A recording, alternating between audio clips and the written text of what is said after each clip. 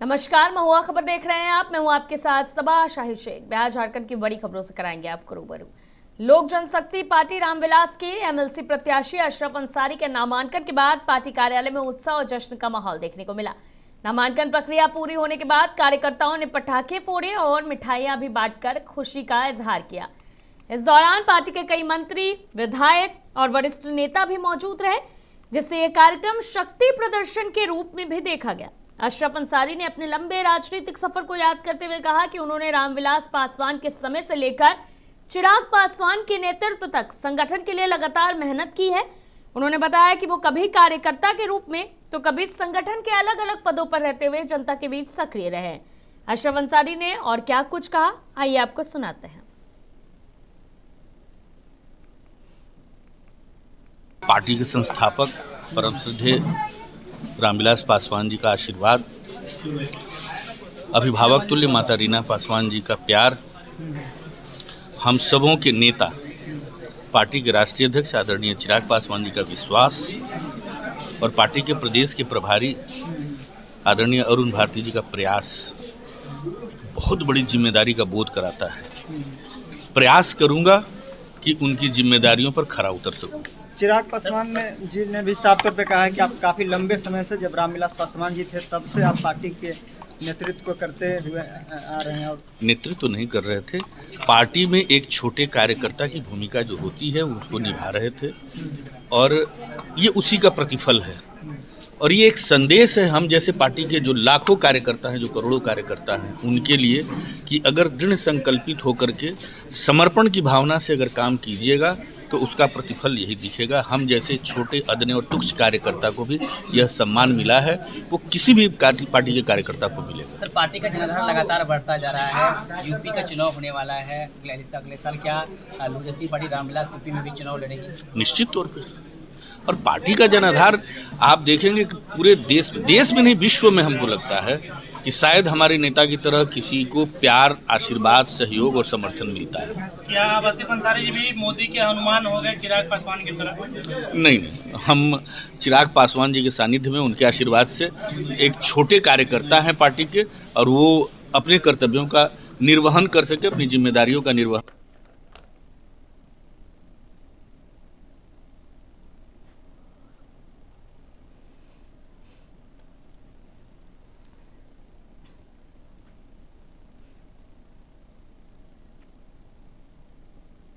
देश के प्रधानमंत्री नरेंद्र मोदी के कार्यकाल के 12 साल पूरे होने के अवसर पर देश भर में भारतीय जनता पार्टी कार्यकर्ताओं में उत्साह देखने को मिला। बिहार के शेर घाटी में भी पार्टी कार्यालयों और अलग अलग स्थानों पर भजन कीर्तन और विशेष कार्यक्रम आयोजित किए गए। कार्यकर्ताओं ने एक दूसरे को बधाई भी दी और प्रधानमंत्री के नेतृत्व में हुए विकास कार्यों की सराहना भी की। जनता ने क्या कुछ कहा, आइए आपको सुनाते हैं। मोदी जी के कार्यकाल का 12 साल पूरा हो चुका है और बिहार के सभी पार्टी कार्यालयों में जश्न का माहौल है। और शेरघाटी में पार्टी कार्यालय के बाहर कीर्तन और भजन का प्रोग्राम किया गया था। और हमारे साथ इस समय में शेरघाटी बीजेपी के कार्यकर्ता लोग हैं। हम इनसे बातचीत करेंगे और जानने की कोशिश करेंगे कि 12 साल पूरा हुआ है, किस तरीके का आप देखते हैं, किस तरह से आप देखते हैं 12 साल पूरा हो चुका है मोदी जी का, क्या कहना चाहेंगे? देखिए, हमारे यशस्वी प्रधानमंत्री नरेंद्र मोदी जी के कुशल नेतृत्व में देश बहुत आगे बढ़ रहा है। आज जो है जितनी भी विपक्ष पार्टियां हैं वो हताश हो चुकी है, क्योंकि उनके आगे के कार्यकाल और जो रोड मैप बना हुआ है उसमें मोदी जी बहुत आगे हैं। और धीरे धीरे अधिकांश राज्यों में भारतीय जनता पार्टी की सरकार बन चुकी है और आने वाले कुछ समय में जो बची हुई है उसको भी पूरा करेंगे। कर रहे हैं और तमाम जनता का अपेक्षा है, विश्वास है कि प्रधानमंत्री जी भारत को एक विकासशील देश की श्रेणी से विकसित देश की ओर निश्चित रूप से ले जाएंगे। और तमाम जनता का उनके ऊपर भरोसा है, विश्वास है और अपेक्षा है। और मोदी जी इस दिशा में आगे की ओर देश को लेकर के बढ़ रहे हैं और इन्हीं अपेक्षाओं के साथ पूरा देश उनके तरफ नजर गड़ाए हुए रहता है कि वे अच्छा करेंगे और भारत को जो बीच मझधार में फंसा हुआ है उसको निकाल करके यहाँ के लोगों के चेहरे पर खुशहाली। प्रधानमंत्री जी का कार्यकाल का आज 12 साल पूरा हो चुका है, क्या संदेश देंगे आप देश के लिए?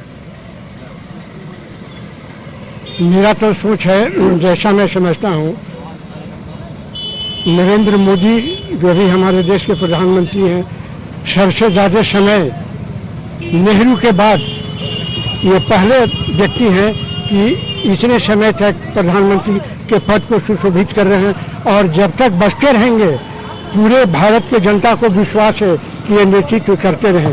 इन्होंने जो जो काम किया, जो पिछली सरकारों ने लटका करके रखा था, राम मंदिर का निर्माण हुआ,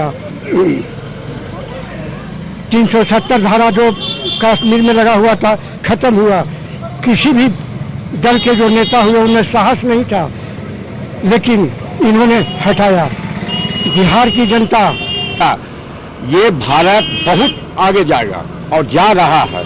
मैं हमेशा यही कहूँगा कि हमेशा मोदी जी नेतृत्व करते रहे निस्वार्थ। ये आज तक 1 घंटा छुट्टी कभी नहीं लिए, देश के लिए एनी टाइम तैयार। 12 साल पूरा हो गया है मोदी जी का। सिरघाटी के पार्टी कार्यालय में जश्न भी मनाया गया, कीर्तन और भजन भी किया गया।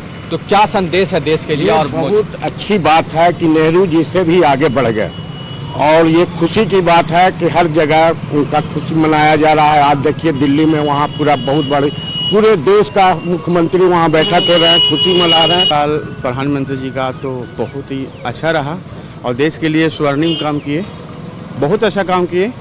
थोड़ा सा हम ये भी कहेंगे गरीबों के बारे में थोड़ा सा सोचा जाए। मिडिल क्लास मर रहा है थोड़ा सा। किस तरह का सोच गरीब के लिए? उसको भोजन, मतलब उसको खाने का जो भोजन है वो एक रेट होना चाहिए उसके लिए। बड़े छोटे बड़े लोग तो खरीद लेते हैं, लेकिन मिडिल क्लास वाले फंस जाते हैं, खरीद नहीं पाते हैं। विपक्ष जो है वो आए दिन प्रोटेस्ट कर रहे हैं कि बढ़ती महंगाई, बेरोजगारी, भ्रष्टाचार देश में फैला हुआ है। क्या लगता है आपको, वाकई ऐसा है? नहीं सर, ऐसा नहीं है। कहाँ भ्रष्टाचार है? किस चीज़ में भ्रष्टाचार? परेशानी है, बहुत महंगाई है, भ्रष्टाचार है, बेरोजगारी है और ऐसी गवर्नमेंट से कोई जो है फायदा नहीं। पब्लिक परेशान है। आप गैस को देख लीजिए, गैस महंगा है, पेट्रोल महंगा हो रहा है, तो क्या आ रहा है पब्लिक को? ये पता, जनता तो परेशान। तो क्या आप लोग मांग करते हैं सिरघाटी की जनता सरकार? सस्ता हो, गवर्नमेंट सस्ता करे, बेरोजगारी को खत्म करे, महंगाई को कम करे। क्या कहेंगे? लोगों को तो ये भी कहना है कि बेरोजगारी बढ़ा हुआ है, महंगाई बढ़ा हुआ है। आपकी पार्टी के बारे में इस तरीके से बात तरह की बात होती है, एक पॉजिटिव और एक नेगेटिव। अब भाई हमारे देश में ऐसे लोग भी हैं जो मोदी को मानने को एकदम नहीं चाहते हैं, देखना नहीं चाहते हैं, लेकिन कहा गया है कि सूरज के किरण को आप रोक नहीं सकते हैं। ठीक उसी तरीके से वो चमकता सितारा पूरे विश्व में चमक रहा है।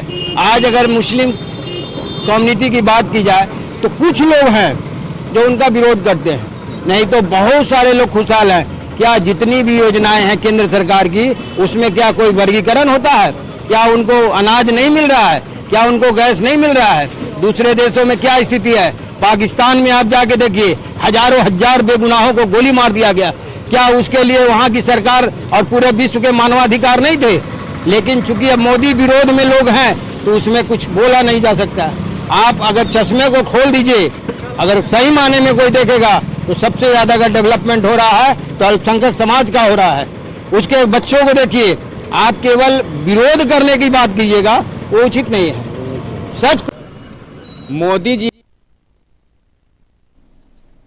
हजारीबाग जिले में भीषण गर्मी के चलते पेयजल संकट की समस्या जो है वो आगे आ गई है। आपको बता दें कि जिस तरह से पानी की संकट जो है वो और भी गंभीर होती जा रही है, लोगों को काफी परेशानियों का सामना जो है वो करना पड़ रहा है। दरअसल जिस तरह से हजारीबाग में गर्मी ने बढ़ाई है मुश्किलें लोगों की, आपको बता दें कि जिस तरह से चापाकल भी सूखे पड़े हैं, तमाम तरह के संकट जो है वो गहरा गए हैं। अब सवाल जो है तमाम तरह के वो भी उठने लगे हैं। आपको बता दें कि जिस तरह से केरेडारी प्रखंड के गांव में एक स्थित सबसे अधिक गंभीर बताई जा रही स्थिति है, जहां पिछले 6 से 7 महीने से जल मीनार खराब पड़ी हुई है। इसके चलते स्थानीय लोगों को पानी पीने के लिए भारी परेशानी का सामना करना पड़ रहा है।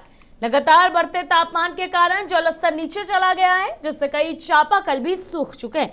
और लोगों की निर्भरता अब दूर दराज के स्रोतों पर बढ़ गई है। ग्रामीणों का कहना है कि उन्होंने इस समस्या की सूचना कई बार पंचायत स्तर पर दी, लेकिन अब तक कोई ठोस कार्रवाई नहीं की गई। स्थिति यह है कि लोगों को लगभग 2 किलोमीटर दूर जाकर पानी लाना पड़ रहा है, जिससे महिलाओं और बच्चों को सबसे ज्यादा दिक्कत हो रही है। स्थानीय लोगों ने चेतावनी भी दी है कि यदि जल्द ही जल मीनार की मरम्मत नहीं की गई तो आने वाले दिनों में पानी का संकट और भी गंभीर हो सकता है।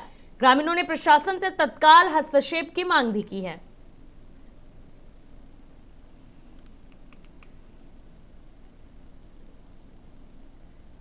देवघर दुमका स्थित विश्व प्रसिद्ध बाबा बासुकीनाथ धाम इन दिनों एक दुर्लभ और अद्भुत धार्मिक दृश्य का साक्षी बन रहा है। श्रावणी मेला 2026 की तैयारियों के तहत शिव गंगा सरोवर की सफाई और जल निकासी का कार्य जो है वो चल रहा है। जैसे जैसे जल स्तर कम हो रहा है वैसे वैसे सालों से जल के अंदर छिपे पाताल बाबा अर्थात पाताल महादेव के दर्शन श्रद्धालुओं को हो रहे हैं। इस दिव्य दृश्य को देखने के लिए सुबह से ही शिव गंगा तट पर भारी भीड़ उमड़ पड़ी। स्थानीय पंडा पुरोहितों के अनुसार ये शिवलिंग सामान्य दिनों में जलमग्न रहता है और सफाई के दौरान इसके दर्शन संभव होते हैं। श्रद्धालु इसे महादेव की विशेष कृपा और सावन से पहले का शुभ संकेत मान रहे हैं। साल 1342 ईस्वी के शिलालेख सहित लगभग पुराने ऐतिहासिक प्रमाण भी शिवगंगा के महत्व को दर्शाते हैं। स्थानीय लोगों का कहना है कि जल में सालों तक रहने के बावजूद बेलपत्र, सिंदूर और अन्य पूजा सामग्री का सुरक्षित मिलना आश्चर्यजनक है। साथ ही एक रहस्यमयी लकड़ी की खड़ाऊ भी लोगों को आकर्षण का केंद्र बनी हुई है। पूरी घटना आस्था, इतिहास और रहस्य का अनोखा संगम बन गई है।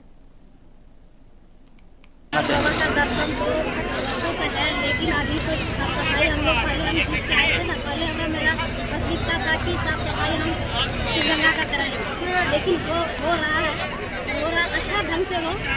कोने कोने से श्रद्धालु आए पूजा करें। श्रावणी मेला नजदीक है, क्या अपील कीजिएगा श्रद्धालुओं से, यहाँ की जनता से? अपील है मेरा कि साफ सफाई अच्छा हम करें और श्रद्धालु के कोई भी तरह का दिक्कत नहीं।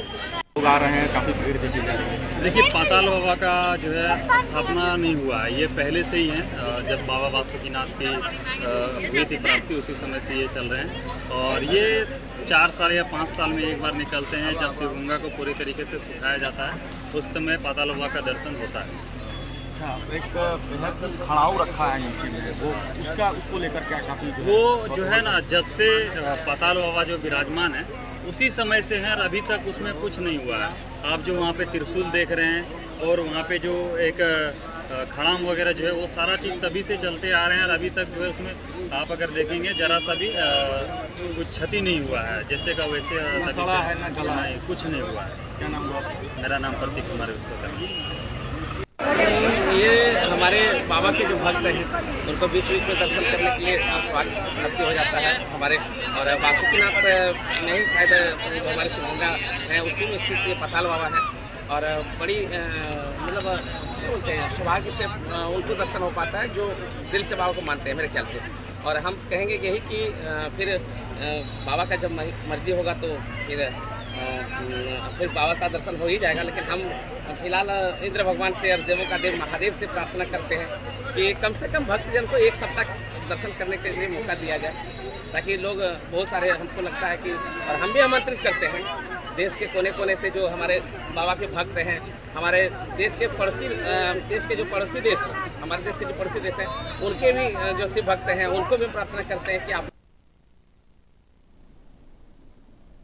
बिहार में भ्रष्टाचार के खिलाफ लगातार चल रही कार्रवाई के तहत आर्थिक अपराध इकाई ने एक और बड़ी कार्रवाई को अंजाम दिया है। हाजीपुर नगर परिषद के लेखापाल मनीष कुमार के खिलाफ 5 से अधिक संपत्ति अर्जित करने के मामले में टीम ने सुबह सुबह उनके आवास और कार्यालय पर छापेमारी की।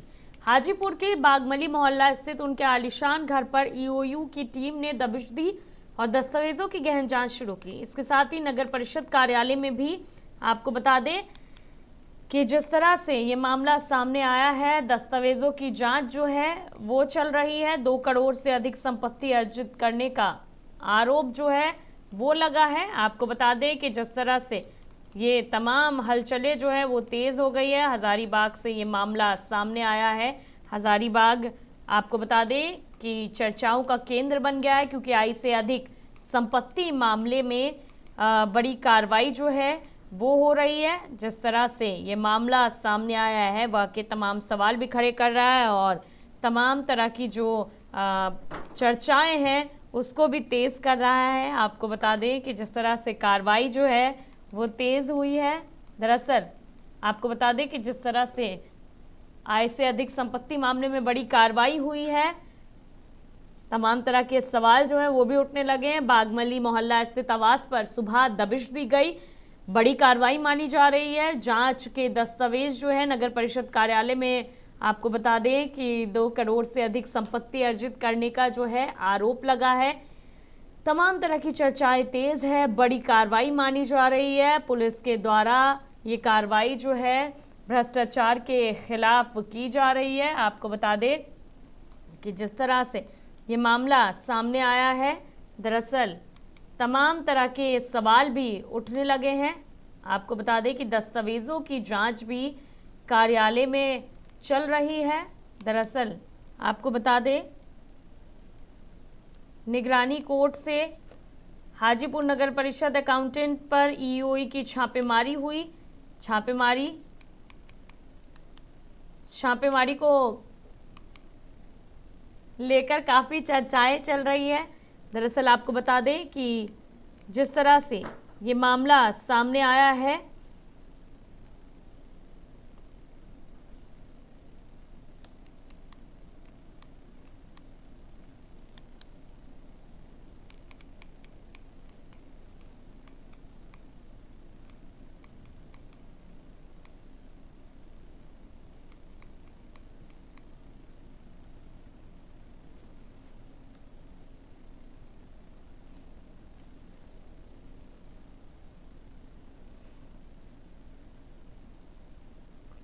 मसौरी के धनरुआ थाना क्षेत्र में बिहार एसटीएफ और स्थानीय पुलिस की संयुक्त कार्रवाई में अवैध हथियारों की बड़ी खेप के साथ 2 लोगों को गिरफ्तार किया गया है। ये कार्रवाई गुप्त सूचना के आधार पर जो है वो हुई है, जहां हथियारों की खरीद बिक्री का अवैध कारोबार चल रहा था। गिरफ्तार आरोपियों की पहचान राजा राम महतो उर्फ राजा महतो, पिता स्वर्गीय शिव बालक महतो, निवासी फराजपुर थाना चिकसौरा जिला नालंदा, और अखिलेश विश्वकर्मा, पिता स्वर्गीय राम गोविंद विश्वकर्मा, निवासी इंदू थाना भगवानगंज जिला पटना के रूप में हुई है। तलाशी के दौरान पुलिस ने आरोपियों के पास से 315 बोर के 108 जिंदा कारतूस, 7 mm का जिंदा कारतूस, 1 अर्धनिर्मित देसी कट्टा, 2 कीपैड मोबाइल फोन और 55,000 रुपए नकद बरामद किए। प्रारंभिक जांच में यह मामला अवैध हथियारों की खरीद फरोख्त से जुड़ा बताया जा रहा है। दोनों आरोपियों के खिलाफ संबंधित धाराओं में प्राथमिकी दर्ज कर ली गई है और आगे की जांच एवं कार्रवाई जारी है। पुलिस इस नेटवर्क से जुड़े अन्य लोगों की भी तलाश में लगी है।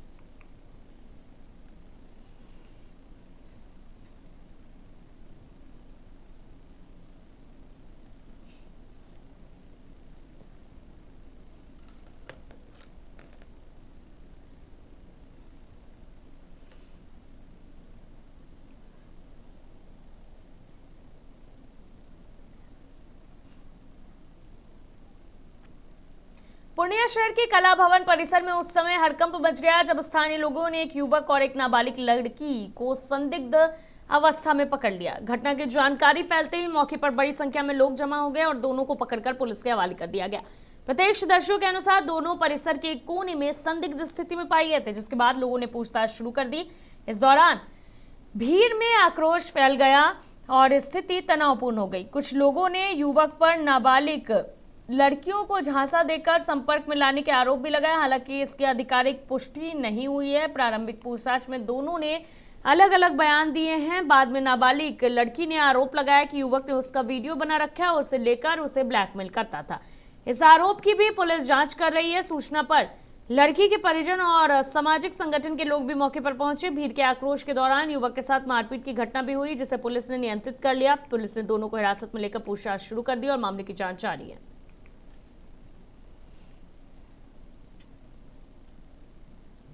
झारखंड के रामगढ़ जिले ने कृषि और बागवानी के क्षेत्र में एक बड़ी उपलब्धि हासिल की है। जिला प्रशासन के प्रयासों से यहां के आम अब अंतर्राष्ट्रीय बाजार तक पहुंचने जा रहे हैं। गुरुवार को समाहरणालय परिसर से उपायुक्त ऋतु राज ने लगभग 2 टन आम की खेप को हरी झंडी दिखाकर यूनाइटेड किंगडम के लिए रवाना किया।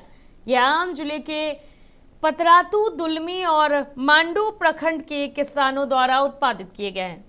प्रारंभिक चरण में इस खेप को कोलकाता भेजा जाएगा, जहां गुणवत्ता परीक्षण, ग्रेडिंग और पैकेजिंग की प्रक्रिया पूरी होने के बाद इसे यूके के बाजारों के लिए निर्यात किया जाएगा।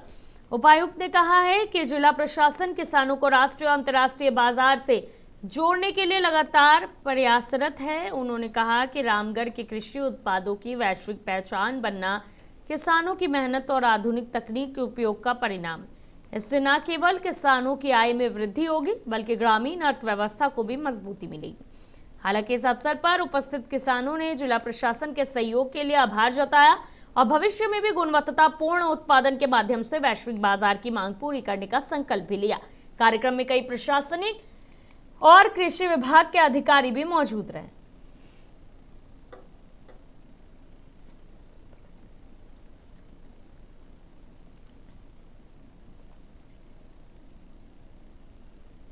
आपको बता दें कि जिस तरह से किसानों की आय बढ़ने की बात सामने आई है, दरअसल राष्ट्रीय अंतर्राष्ट्रीय बाजार में जो है वो आम पहुंच रहे हैं। भारतीय आम आयुक्त ने यूके के लिए 2 टन आम की खेप जो है वो रवाना की है।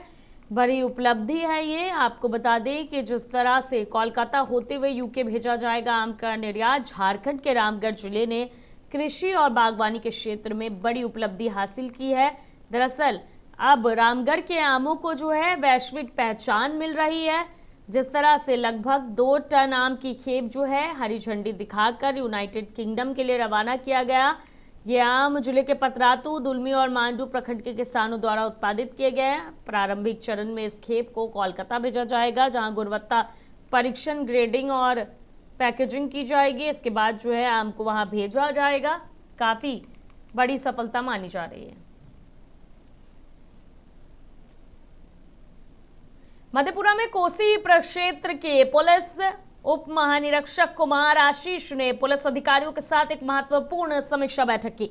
इस दौरान उन्होंने अलग अलग थानों में लंबित कांडों की स्थिति की विस्तृत समीक्षा की और अनुसंधान प्रक्रिया में तेजी लाने के सख्त निर्देश भी दिए। पुलिस लाइन में आयोजित इस बैठक में सभी अंचल निरीक्षकों से लंबित मामलों को प्रगति की जानकारी ली गई। समीक्षा के दौरान सामने आया कि लगभग 2000 ऐसे कांड हैं जिनका शीघ्र निष्पादन संभव है। इस पर डीआईजी ने अधिकारियों को प्राथमिकता के आधार पर त्वरित कार्रवाई करने का निर्देश दिया है। इसके बाद उन्होंने पुलिस लाइन में प्रशिक्षुओं, सिपाहियों की चल रही परीक्षा और प्रशिक्षण व्यवस्था का भी निरीक्षण किया और बेहतर प्रशिक्षण पर जोर दिया। मीडिया से बातचीत में डीआईजी ने कहा है कि नशा मुक्त कोसी अभियान लगातार सफल हो रहा है और कोसी क्षेत्र में नशे के खिलाफ पुलिस की कार्रवाई के सकारात्मक परिणाम सामने आ रहे हैं। उन्होंने आम लोगों से अपील की कि नशा कारोबार से जुड़ी सूचना पुलिस को दें। सूचना देने वाले की पहचान गोपनीय रखी जाएगी। डीआईजी ने युवाओं से नशे से दूर रहने की अपील करते हुए कहा है कि समाज को नशा मुक्त बनाने में सभी की भागीदारी जरूरी है। आपको बता दें, जिस तरह से पुलिसिंग पर जोर दिया जा रहा है, लंबित कांडों को शीघ्र जो है निष्पादन किया जाएगा।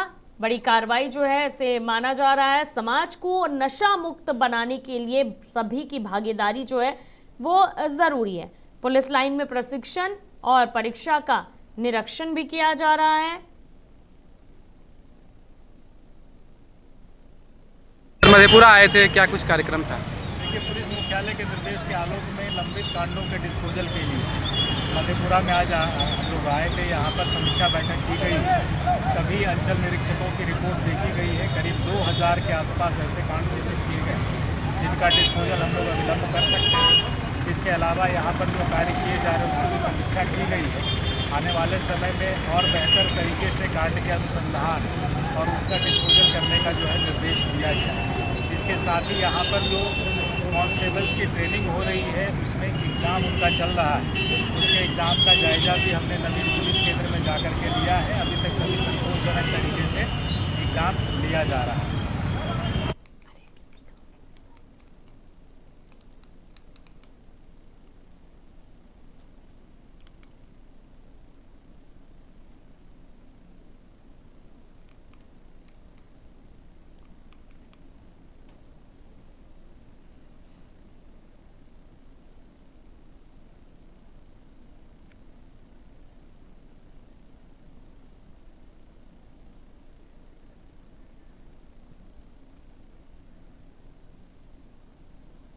बिहार के पूर्व मुख्यमंत्री लालू प्रसाद यादव के जन्मदिन के अवसर पर राबड़ी आवास पर जश्न का माहौल देखने को मिला।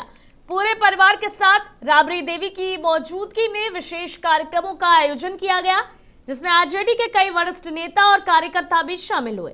कार्यक्रम के दौरान सांस्कृतिक प्रस्तुतियों और संगीत का आयोजन किया गया, जिसमें पारंपरिक गीतों ने माहौल को पूरी तरह से उत्सवमय बना दिया। बड़ी संख्या में पहुंचे समर्थकों ने उत्साह के साथ कार्यक्रम का आनंद भी लिया और लालू यादव के लंबे राजनीतिक जीवन और उनके योगदान को याद भी किया। इस दौरान लालू प्रसाद यादव भी पुराने अंदाज में समर्थकों के बीच नजर आए। आपको बता दें कि जिससे माहौल और भी भावुक और उत्साहपूर्वक हो गया। कार्यक्रम में मौजूद नेताओं ने उन्हें शुभकामनाएं दी और उनके स्वस्थ एवं दीर्घायु जीवन की कामना भी की।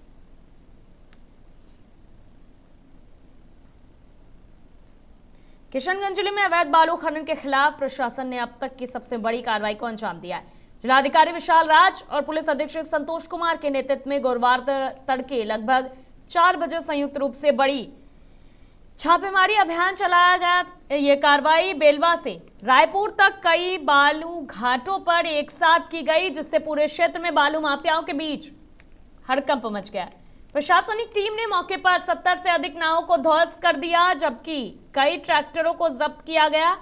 छापेमारी के दौरान बालू खनन में लगे लोग जो हैं वो नाव और वाहन छोड़कर मौके से फरार हो गए। अचानक हुई इस कार्रवाई से अवैध कारोबारियों में दहशत का माहौल देखा गया। प्रशासन ने स्पष्ट किया कि अवैध बालू खनन में शामिल किसी भी व्यक्ति को बख्शा नहीं जाएगा। सभी चिन्हित लोगों के खिलाफ सख्त कानूनी कार्रवाई की जाएगी। इस कार्रवाई को जिले में अवैध खनन के खिलाफ एक बड़े संदेश के रूप में देखा जा रहा है।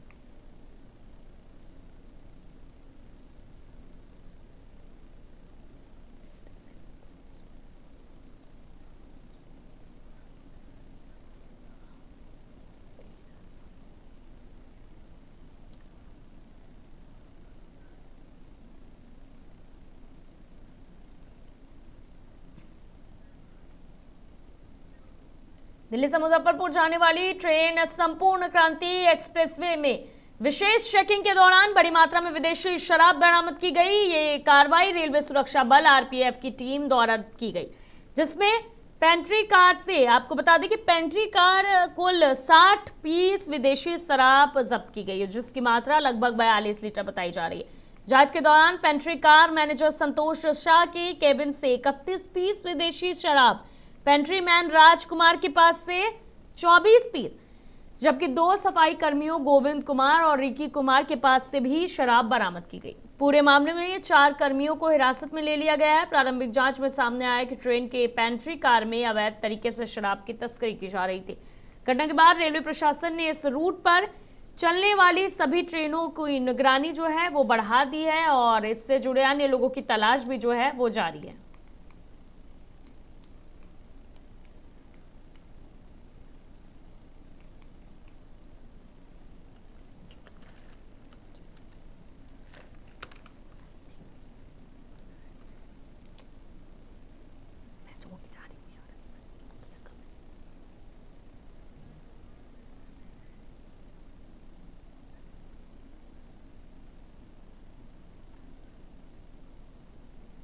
बारा अनुमंडल के मोकामा विधानसभा क्षेत्र स्थित डहमा गांव में सालों से लंबित सड़क निर्माण कार्य आखिरकार शुरू हो गया।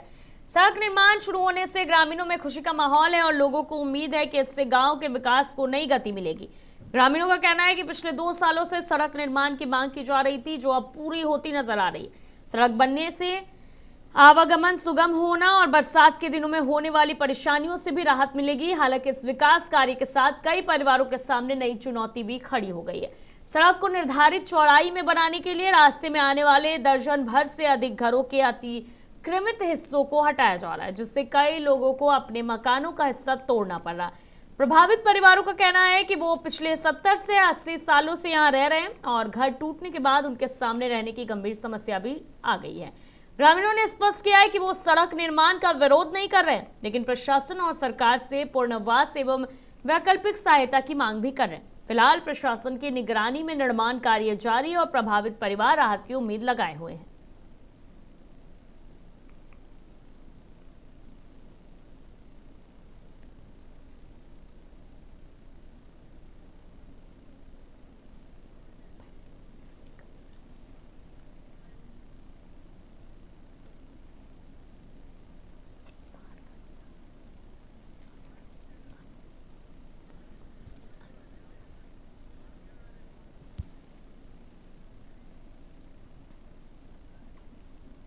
बेगूसराय में एक बार फिर गोलियों की तरतराहट से पूरा इलाका दहल उठा। लाखों थाना क्षेत्र के लोदीपुर शाहपुर गांव में दो पक्षों के बीच चल रहे पुराने विवाद ने हिंसक रूप ले लिया और देखते ही देखते दोनों ओर से ताबड़तोड़ फायरिंग शुरू हो गई। इस गोलीबारी में एक ड्राइवर घायल हो गया, जिससे तत्काल इलाज के लिए अस्पताल में भर्ती कराया गया। घटना के बाद गांव में दहशत और तनाव का माहौल बना हुआ है। बताया जा रहा है कि दोनों पक्षों के बीच लंबे समय से विवाद चल रहा था। एक पक्ष ने आरोप लगाया कि कुछ दबंग लोग उनके घर पहुंचे और रंगदारी की मांग करने लगे। विरोध करने पर आरोपियों ने अंधाधुंध फायरिंग शुरू कर दी। वहीं दूसरे पक्ष ने इन आरोपों को खारिज करते हुए कहा कि विवाद जमीन पर रखे सामान को हटाने को लेकर हुआ था, जो बाद में मारपीट और गोलीबारी में बदल गया। सूचना मिलते ही लाखों थाना पुलिस मौके पर पहुंची और जांच शुरू कर दी। पुलिस ने घटनास्थल से भारी मात्रा में खोखा और जिंदा कारतूस बरामद किए और दो लोगों को हिरासत में लेकर पूछताछ भी कर रही है। पुलिस का कहना है कि मामले की निष्पक्ष जांच जारी कर दोषियों के खिलाफ सख्त कार्रवाई की जाएगी। फिलहाल गांव में पुलिस बल तैनात कर स्थिति पर नजर रखी जा रही है।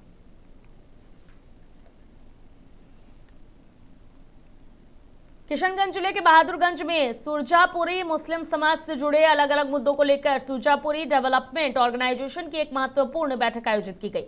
बैठक में समुदाय के सामाजिक, शैक्षणिक और राजनीतिक अधिकारों को लेकर विस्तार से चर्चा की गई। बैठक के दौरान सबसे प्रमुख रूप से सुरजापुरी मुस्लिम बिरादरी को केंद्र सरकार की ओबीसी आरक्षण सूची में शामिल करने की मांग उठाई गई। इसके साथ ही अलीगढ़ मुस्लिम विश्वविद्यालय की किशनगंज शाखा के सुचारू संचालन और उसके विस्तार को लेकर भी जोर दिया गया।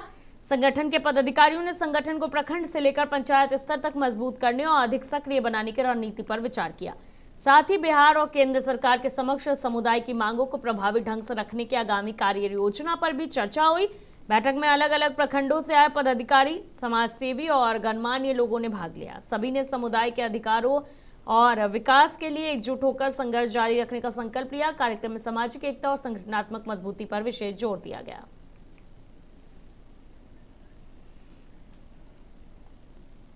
फिलहाल के इतना ही। खबरों का सिलसिला महुआ खबर पर यूं जारी रहेगा। देखते रहिए महुआ खबर। नमस्कार।